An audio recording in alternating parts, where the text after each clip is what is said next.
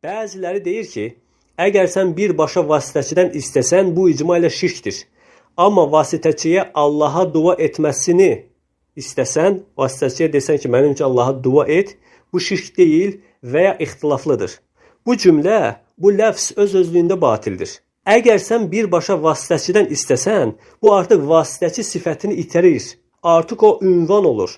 Məsələn, mən ey Əhməd, Həsəndən mənim üçün 5 manat istə desəm, onu dediyim zaman mən Əhmədi vasitəçi hesab edirəm, vasitəçi seçirəm. Amma mən desəm ki, ey Əhməd, mənə 5 manat ver. Artıq mən Əhmədi vasitəçi seçmirəm. Əhməd birbaşa ünvan olur. İbn Teymiyyə rahimehullahın, İbn Müflihin, İbn Abdülvahhab rahimehullahın icma ilə mən cəalə beynəhu və beynəllah vəsait yəd'uhum və yəsəlhumuş-şəfaətə kəfərə icma'an.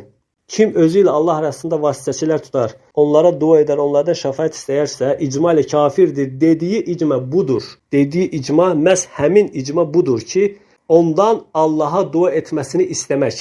Amma sən birbaşa, ey Allahın Rəsulu, mənə şəfaət et və ya mənə övlad ver, mənə ruzi ver, düşmənlərə qarşı mənə yardım et deyirsənsə, onu vasitəçi seçmiş sayılmırsan. Artıq o, Peyğəmbər sənin üçün vasitəçi deyil. O birbaşa ilahdır. Sən onu artıq birbaşa ilah seçmişsən.